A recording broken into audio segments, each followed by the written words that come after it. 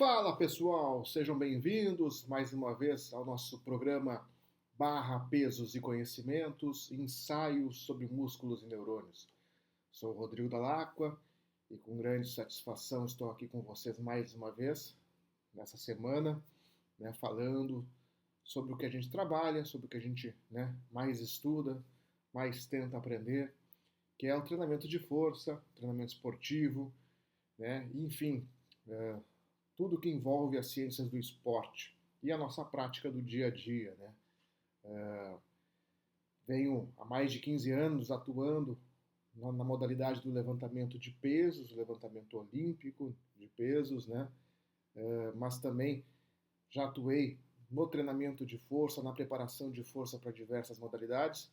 E hoje nós vamos comentar sobre os levantamentos básicos, pensando naquela questão do halterofilismo, que lá no século, final do século retrasado, início do século passado, o halterofilismo ele ressurgiu, ou foi realmente constituído através da Federação Internacional de Levantamento de Pesos no início do século passado, onde ela agregava os levantamentos olímpicos, que tinham 3 exercícios competitivos até 1972.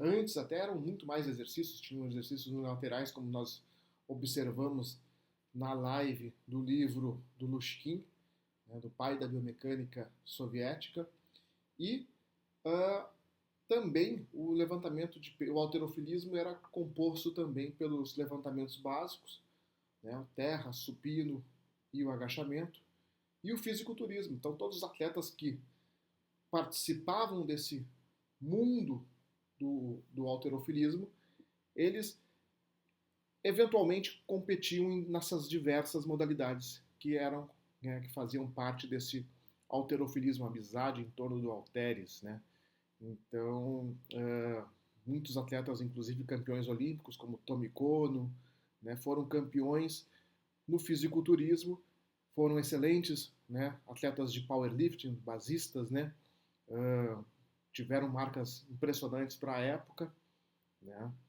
eram atletas de strongman, de exibição em circos, em eventos, na Europa tinha muito isso, as exibições nas praças públicas, testes de forças, enfim, Então, e hoje nós vamos falar sobre levantamentos básicos, vamos discutir alguns elementos importantes, ao meu ponto de vista, essenciais e que não são respeitados atualmente nos levantamentos básicos. E dessa forma, a ideia é apresentar esse ponto de vista e criar essa discussão para ver se realmente faz sentido ou não,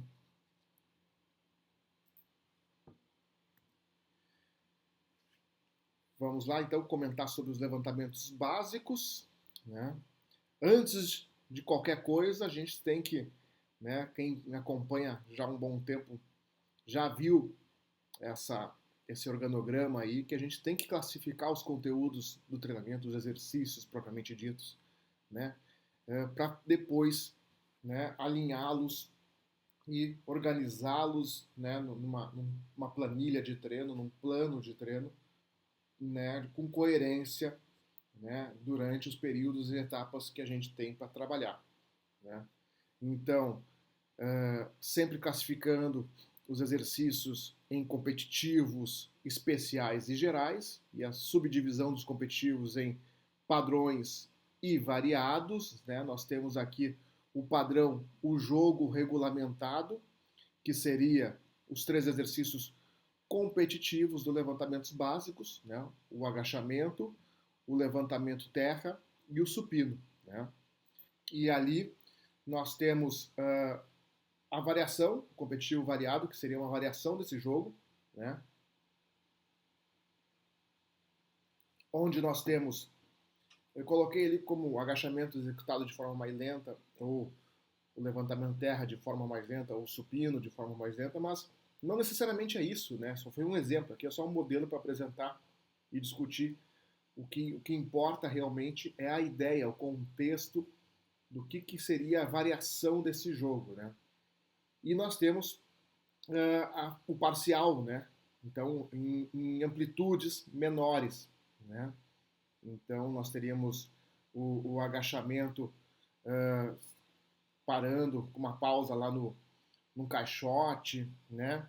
Ou o meio agachamento, né? Então, enfim, depois eu vou mostrar para vocês uma imagem dessas três possibilidades de amplitude em relação ao agachamento, né? Levantamento terra da mesma forma, podendo sair de uma altura maior, em blocos, né? Supino também com os famosos pads, né? Enfim, né? Então nós temos também com correntes, né? Com elásticos, trocando, né? A variação do exercício, inclusive com halteres também, né? E aí os especiais nós temos os condicionantes, né? Também agachamentos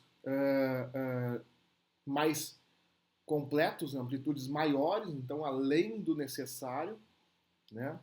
Puxadas, né? Puxada finalizando, mas também uma amplitude maior, uma puxada de arremesso, uma puxada de arranco, né? Exercícios de desenvolvimento para os ombros, que vão também trabalhar essa cintura escapular e auxiliar na execução, para a execução do supino, né? Nós temos os saltos também, movimentos, os exercícios com halteres, novamente, né, em amplitudes maiores, né, descendo mais no supino, por exemplo, mais do que o necessário, né? Enfim, são variações também mais relacionadas ao especial, ao componente especial que vai auxiliar o exercício competitivo. E depois nós temos os gerais, que seriam exercícios de desenvolvimento, né? Desenvolvimento muscular, osteoarticular, né? Por membros superiores, membros inferiores, né? Exercícios com kettlebell, saltos profundos, né? Em variações de exercícios também, né? De amplitude. Enfim, nós temos que classificar esses exercícios para depois a gente realizar a programação, que ao final desse nosso encontro vou mostrar um exemplo de como realizar a programação de treino para os levantamentos básicos, né? E aí, né, nós temos que, antes disso, pensar na questão da teoria dos sistemas em relação à simultaneidade, né? Tempo e sucessão são observadas concomitantemente, unindo-se ao espaço contínuo para que haja automação por meio do sistema nervoso aferente, né? Das interpretações do movimento que estão para acontecer no futuro. E dessa forma, há uma ligação entre o futuro, que está por vir, do presente, interpretação e ajustes do que está sendo realizado, e com o passado do que foi executado e resultados obtidos, né? Aí nós temos essa imagem onde é uma adaptação que realizei de um texto do Jean-Pierre Egger, aquele treinador, famoso treinador francês, que fez um vídeo, né, que está no YouTube. Quem tiver dúvidas, depois a gente passa o link, sobre a preparação do atleta Werner Gunther, do arremesso de peso, né, onde ele expõe direitinho como ele trabalhou o período extensivo, intensivo, período competitivo, né, e a progressão de exercícios para, né, chegar numa competição no seu ápice na forma desportiva, né? Então, e aqui eu fiz uma adaptação em relação à curva força-velocidade, mostrando alguns exercícios e a sua variação em relação tanto à produção de potência, né? Então você tem treinamento com magnitudes médias 2 a 3, que eu vou apresentar esse gráfico, essa classificação das magnitudes ao longo da curva força-velocidade. Quanto maior a necessidade de força, maior a magnitude, então chegamos na magnitude 5, e quanto menor, maior manifestação de velocidade, menor magnitude, né? Então nós temos magnitude 1.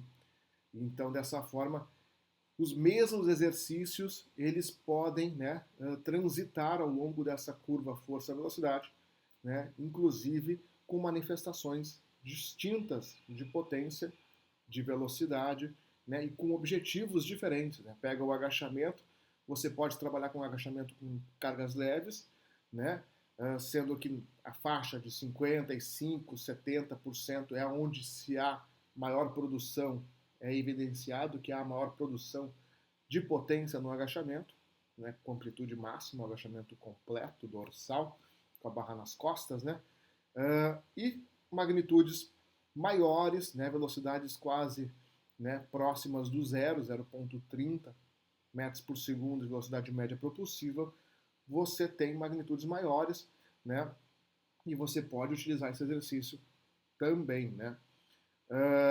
Aí nós temos o arremesso, né, também mesma coisa, né, você tem saltos profundos que chega a ser até maior em termos de produção de produção de potência, né? Então, dependendo da altura do caixote, obviamente. Saltos sem resistência, sem sobrecarga, né? Salto com barra, você pode variar também.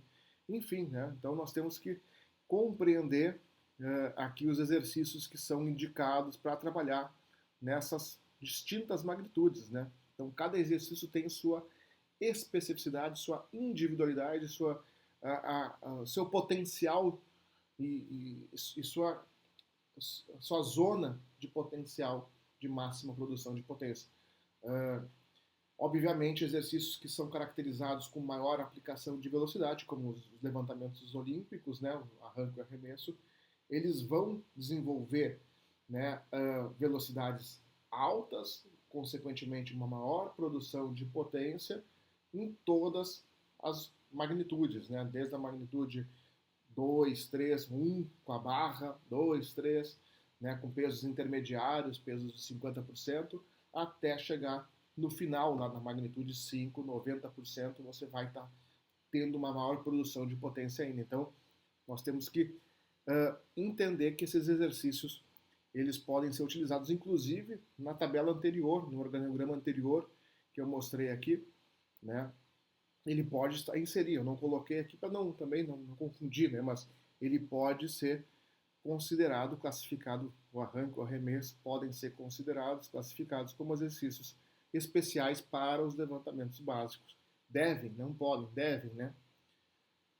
Enfim, então a gente tem que compreender que, dependendo da carga, né, do percentual de carga que nós estamos expondo, nós vamos estar, né, direcionando a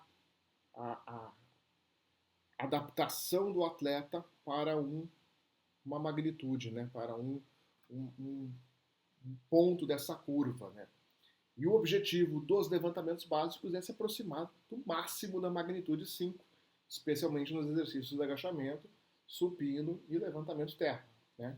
Então nós temos que, a partir do momento que identificar isso, nós vamos começar no nosso programa, nosso planejamento de treino, a direcionar os exercícios para com que a gente chegue lá para cima, né? Então, no final da preparação, vamos ter que estar priorizando os exercícios que mais trabalham essa magnitude aqui. Tá? Essa é a ideia de apresentar essa figura, né? Esse gráfico. E aí, nós temos essa interconexão das cargas, né? Onde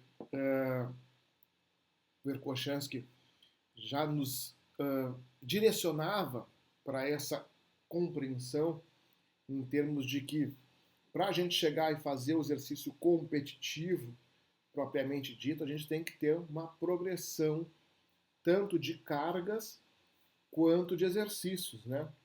Então, por exemplo, aqui nesse gráfico aqui você tem, né, os exercícios de saltos, por exemplo, né? Onde nós temos primeiramente, né, uma possibilidade de executar saltos sem sobrecarga, né, saltos consecutivos, laterais.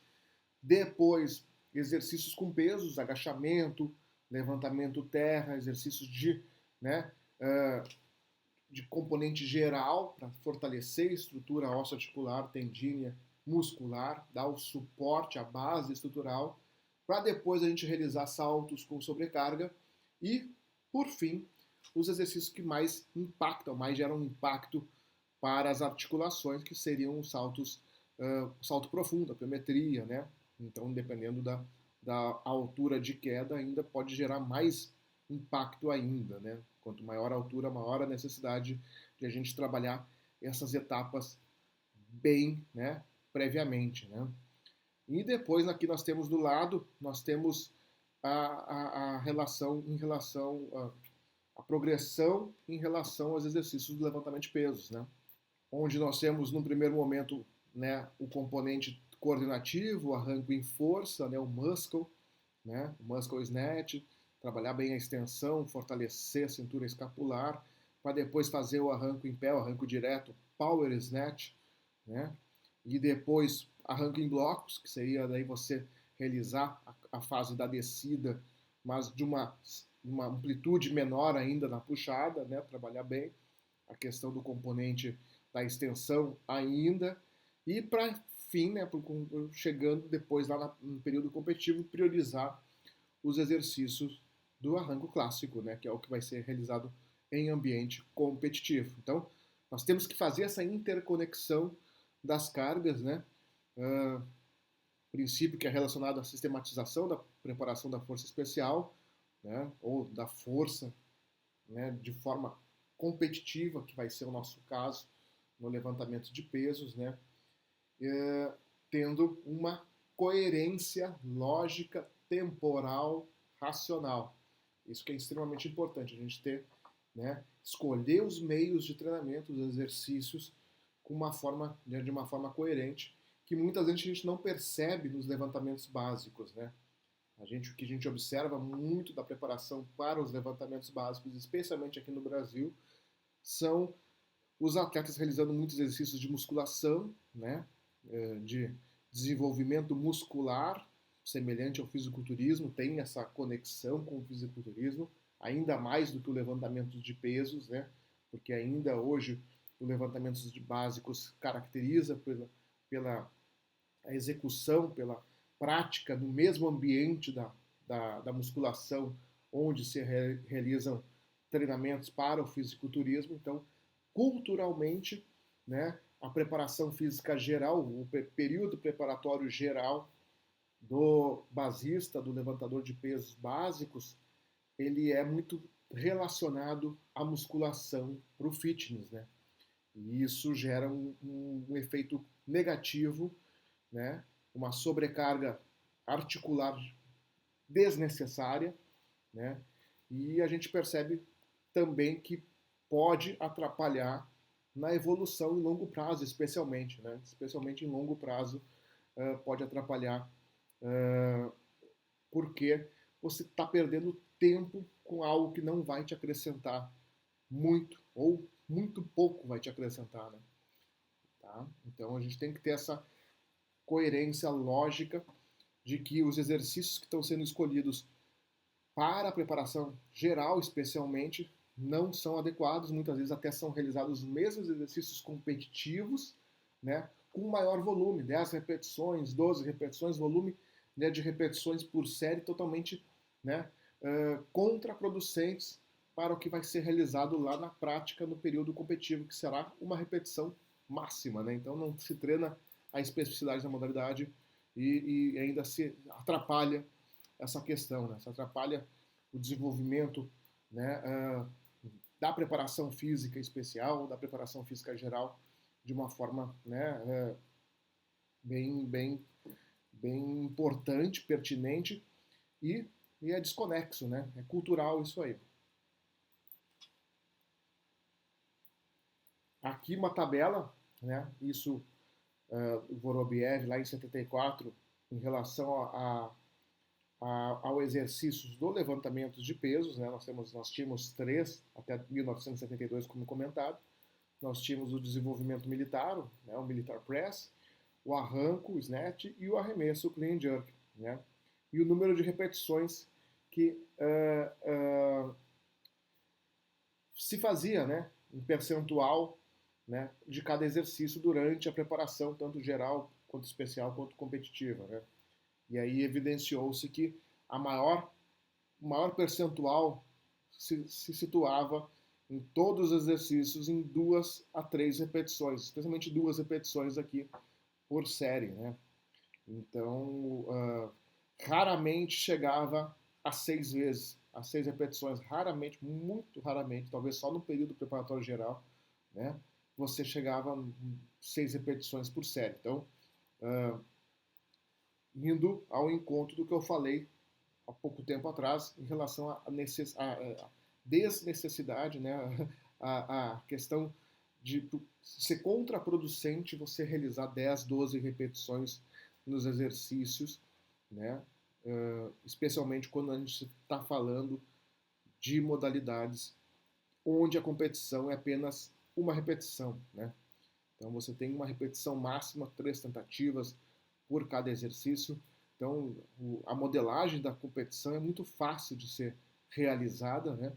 E nesse sentido, o treinamento tem que ir ao encontro do que a gente está observando na competição, não ser totalmente contra, né?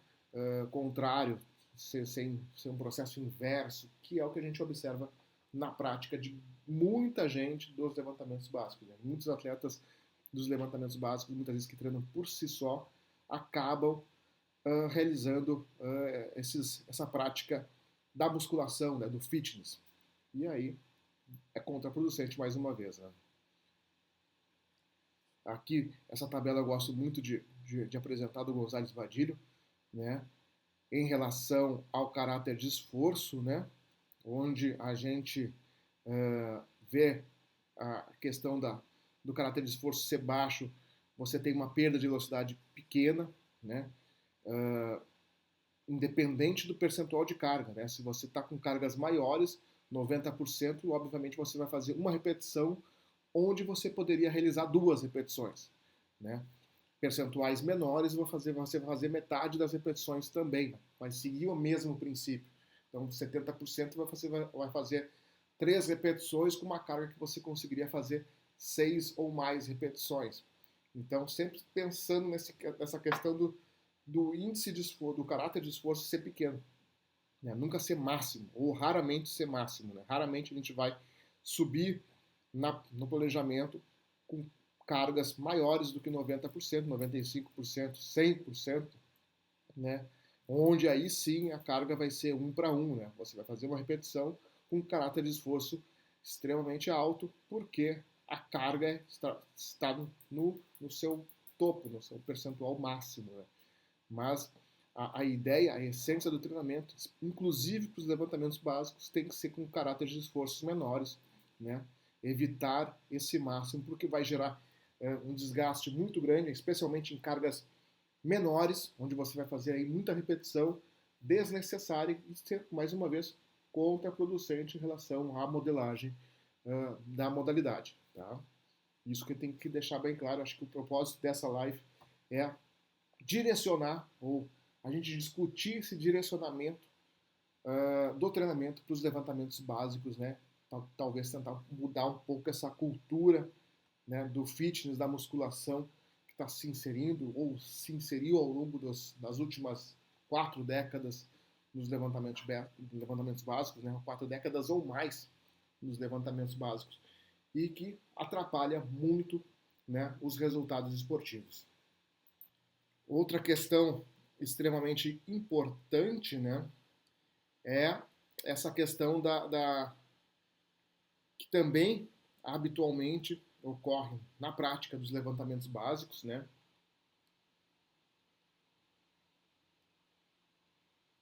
A progressão linear da carga, né?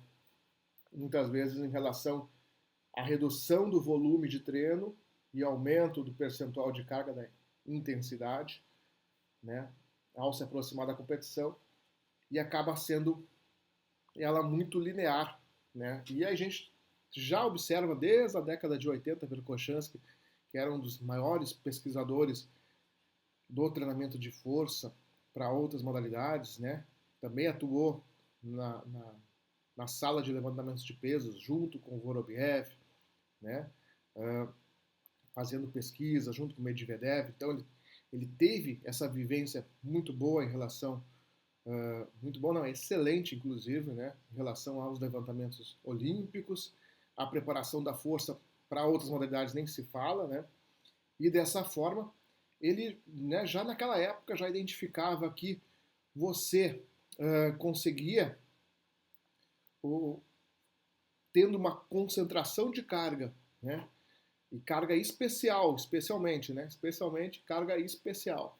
Ou seja, aqueles exercícios que vão ir ao encontro, né? E o direcionamento dos exercícios que vão ir ao encontro do que é exigido lá em competição, né? E essa concentração de carga você vai gerar uma evolução no rendimento lá no período posterior, na etapa posterior, né?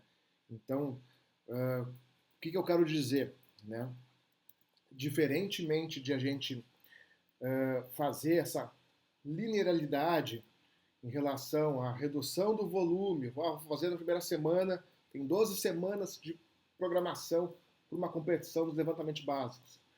Vou fazer 10 repetições na primeira semana com 70%, na segunda semana vou fazer 9 com 75%, na terceira semana 8 com 70%, até chegar a uma repetição com 90, 95, 100%.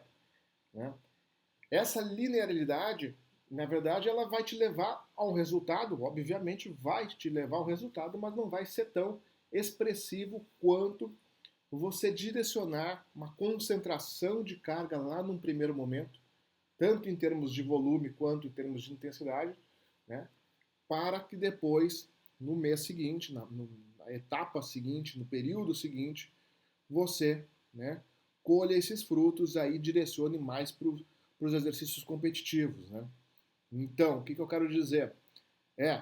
Tendo o período preparatório geral, onde você vai trabalhar a estrutura do seu organismo para preparar para que ele suporte a carga de treino elevada e essa concentração de carga de treino elevada que vai acontecer no período seguinte, que é o período preparatório especial.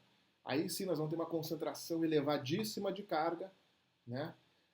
Muito volume, muita carga, né? Para depois, no mês seguinte, que vai ser o mês da competição, período competitivo, tanto pré-competitivo como competitivo, onde aí sim nós vamos ter uma redução em termos de volume para deixar o organismo se recuperar e um direcionamento para os exercícios competitivos, padrões e variados. Então, essa é a ideia a proposta, uma proposta hoje para nós muito óbvia, né? Mas que naquela época foi uma grande descoberta, foi uma grande reflexão, né? Que vários autores fizeram, né? Verkhoshansky, inclusive, pegou, né, base dessa estrutura filosófica de pensamento do pessoal dos levantamentos de pesos, né? Já havia essa cultura tanto através do livro que nós conversamos do Nikolai Lushkin, quanto nos seus discípulos, né? O Arkady Vorobiev, né? Tanto Alexei Medvedev, todas essas gerações aí já tinham esse pensamento em termos de concentração de cargas bem assimilado e já se reproduzia na prática, na cultura dos levantamentos de pesos, do olímpico especialmente, obviamente, né?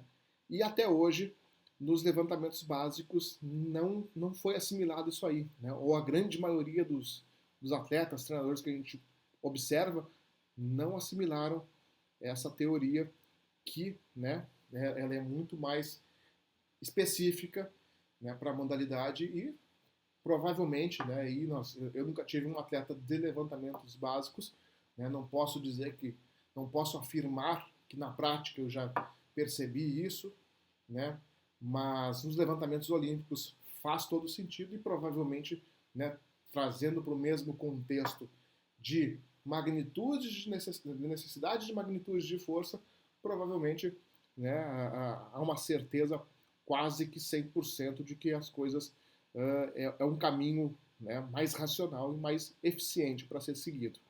Né? Então, a gente talvez tenha que conversar muito, discutir muito sobre o que tem sido realizado, mas a gente não percebe, né, pelo menos nas redes sociais e nas conversas que a gente tem com os demais treinadores, esse direcionamento dessa forma. Né? E aqui, né, agora,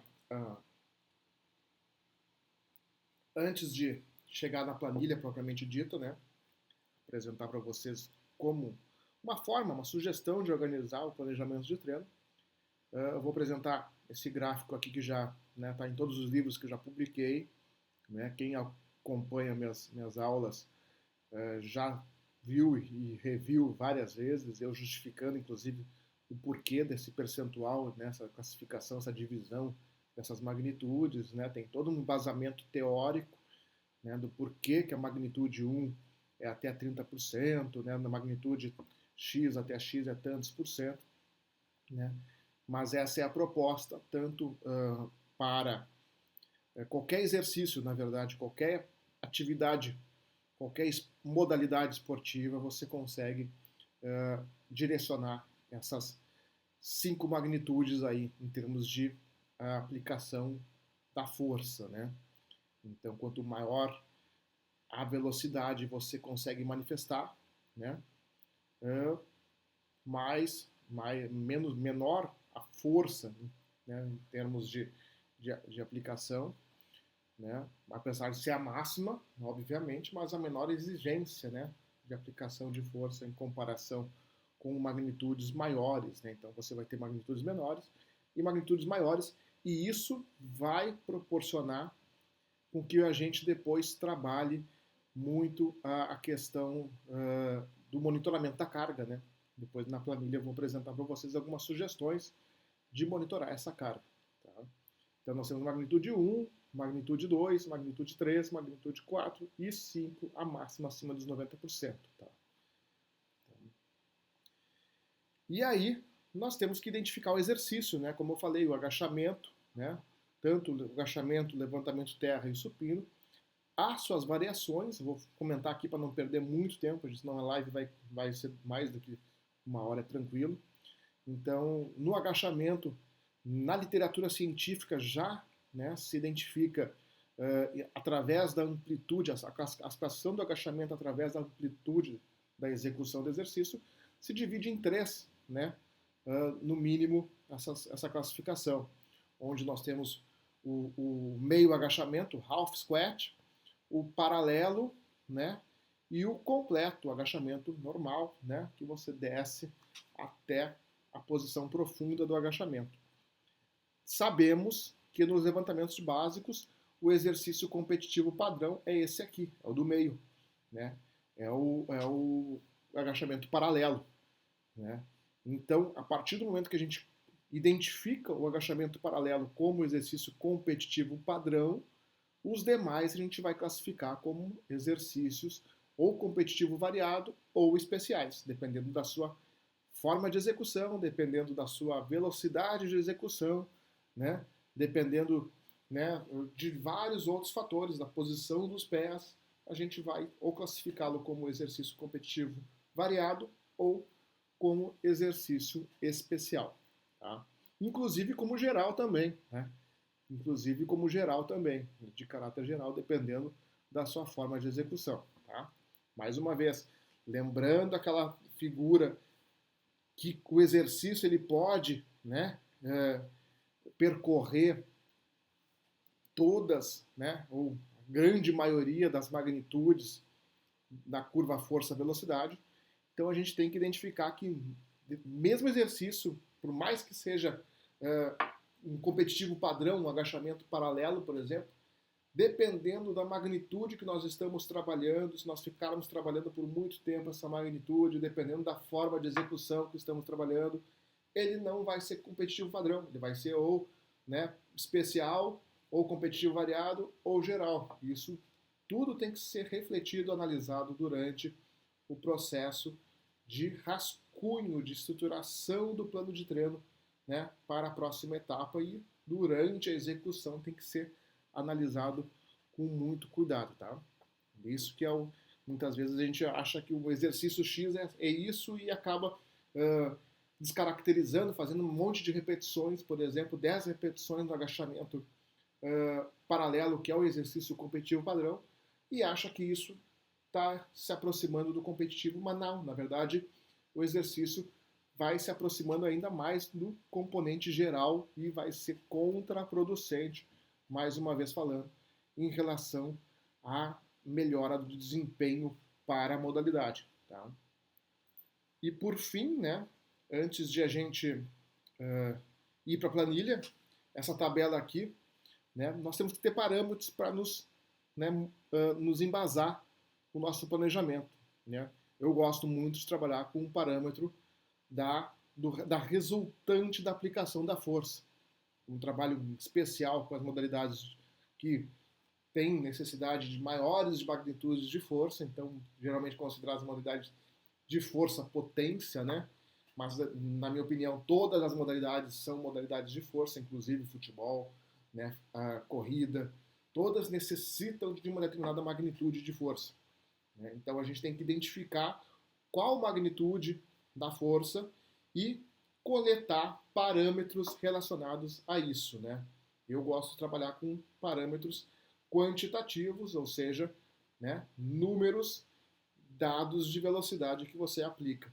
Né? Aí nós temos aqui nessa tabela os diversos exercícios que, né, trabalho, né, ou trabalharia com o levantador de pesos básicos, o basista. Né?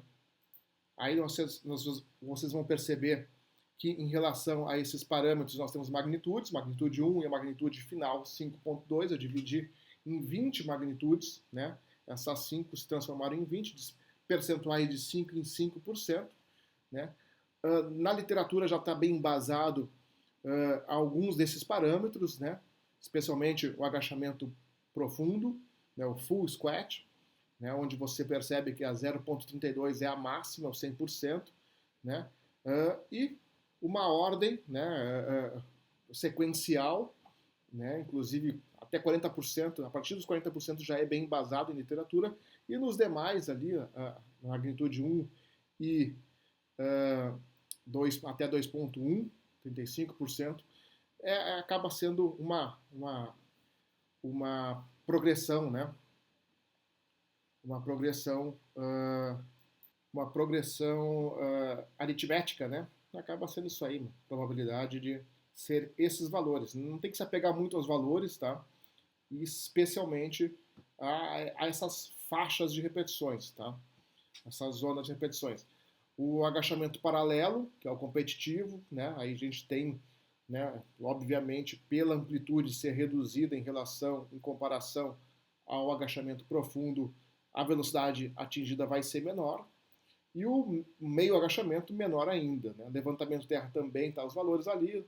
Levantamento terra variado, né? Então, variação de amplitude, por exemplo, no caso, né, saindo de blocos, né, vai ter uma amplitude menor, obviamente, uma variação dessa aplicação da força na manifestação da velocidade. Puxada de arremesso, puxada de arranco, supino, os valores ali também, supino variado, né, arranco, suspensão, arremesso, suspensão, segundo tempo. Saltos profundos também tem esses dados de velocidade.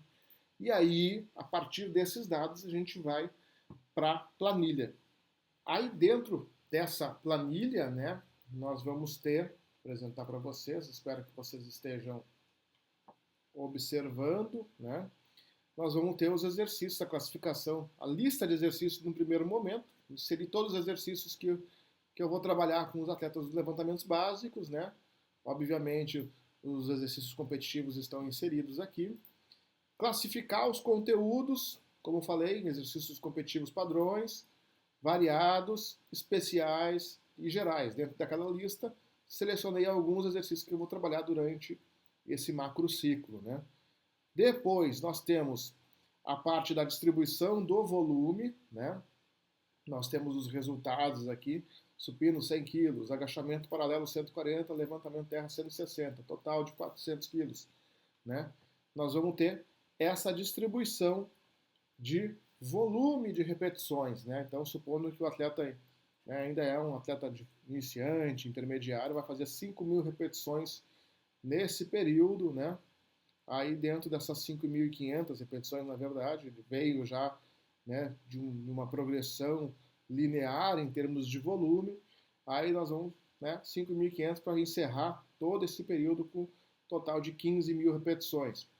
Aí vamos distribuir esse volume nos 4 meses, mais o período transitório, então período preparatório geral, período preparatório especial, período pré-competitivo, um mês antes da competição, e a semana de competição, período competitivo, tá? Onde a gente tem uma redução do volume, e depois o período transitório, geralmente 2 semanas ou mais, né? A gente modifica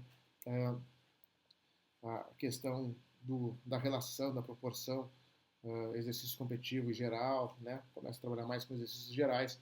Então percebam, dentro desse percentual, dessa distribuição de percentual desse volume, nós temos os volumes que são realizados em cada semana, cada microciclo de treinamento. E aí, dentro disso aí que a gente vai distribuir dentro desse volume todo aqui do mês, a gente vai distribuir o microciclo em percentuais também, né? Geralmente, a última semana de cada micro, a recomendação é que se reduza, né? Seja uma semana regenerativa, né? Em termos de índice de esforço, em termos de volume de carga, né? Podendo até, inclusive, fazer controles nesse período, mas o volume, né, tanto em termos de, podendo ser em termos de frequência semanal, de dias a serem treinados, quanto em termos de repetições, tem que ser reduzido, tá? Ou pode ser na primeira semana do meso anterior, né? Então, eu geralmente trabalho muito, né, de uma forma mais sistemática, mais fácil de ser controlado, tá? Aí nós temos a distribuição desse volume em termos de o que vai ser realizado em termos de competitivo padrão, competitivo variado, especial e geral. Percebam que no primeiro mesociclo, os exercícios gerais eles estão bem, né, ativos, né? Então, no segundo mês também pode haver né, dependendo da classificação do atleta. Então, como eu falei, um atleta novato, intermediário, indo para o intermediário, ainda pode trabalhar bastante com exercícios de caráter geral. Se fosse um atleta mais avançado, já cortava aqui, né? Então, para depois só retornar com os exercícios gerais lá no período de transição, tá? Então, o volume ele pode ou aumentar ou ser reduzido, né? Isso varia de acordo com o nível de classificação do atleta mais uma vez. E chega no período competitivo, reduz-se o volume, né? E a magnitude, que nós vamos ver logo adiante, ela vai se ampliando, vai ficando mais intenso, né? Aqui, na planilha da magnitude, né? Nós pegamos, né, tudo que foi trabalhado em termos de volume, aí nós vamos trabalhar as magnitudes, né? Então, nos competitivos padrões, lembra quando eu falei na crítica em relação a fazer 10 repetições, né? Fazer volume desnecessário? Muitas vezes você pode manter o mesmo volume de repetições, porém com magnitudes menores, né? Então, magnitude 3.2 no competitivo padrão, tanto no arranque quanto no supino. Vamos lá no competitivo padrão. Agachamento paralelo, o que vai representar em torno de 60% da carga. Vamos trabalhar o componente muito da velocidade, né? Perda de velocidade pequena, podendo até aumentar essa perda de velocidade, mas tudo isso vai sendo de acordo com a criatividade e com o conhecimento do treinador, né?